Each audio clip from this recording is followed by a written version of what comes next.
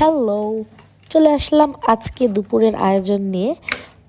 যাই হোক, সকাল থেকে অনেক দৌড়াদৌড়ি গেছে আজকে আমার। বাবুকে স্কুল থেকে নিয়ে এসে এই 12টার দিকে রান্না উঠাইছি।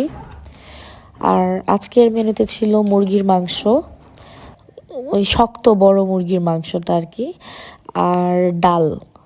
তো আমি শুরুতেই সব কিছু আর কি মুরগি ভালো করে কেটে ধুয়ে এরকম মাখিয়ে নিচ্ছিলাম পেঁয়াজ, রসুন, আদা এগুলো দিয়ে। আমি বলে রাখি, এই শক্ত মুরগিটা রান্নার ক্ষেত্রে আমি যেটা করি যে গরুর মাংসের মতো আমি গোটা গোটা রসুন এবং আদাও গোটা গোটা দিতেই পছন্দ করি, চাকা করে দিতে অ্যাকচুয়ালি।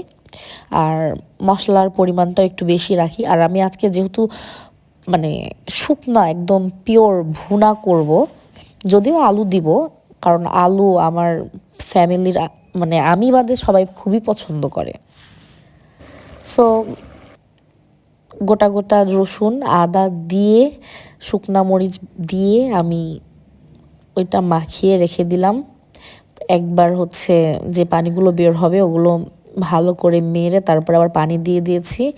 আর পাশাপাশি আমি ডাল ধুয়ে ডালেরও প্রিপারেশন নিয়ে নিয়েছি। এই দেখেন, ডাল সিটি দেওয়া নেওয়া হয়ে গেছে।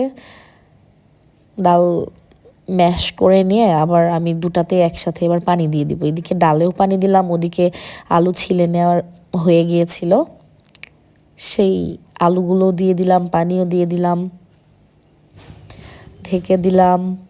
দেন ডাল ফোড়ন যেটা আর কি সেটার প্রিপারেশন নিলাম। দেন আজকে ডালটা একটু ঘন হয়ে গেছে। তারপর হঠাৎ করেই মনে হলো, আল্লাহ আমি তো ভাত উঠাইনি, ভাতও উঠালাম। মুরগির লোকটা ছিল এমন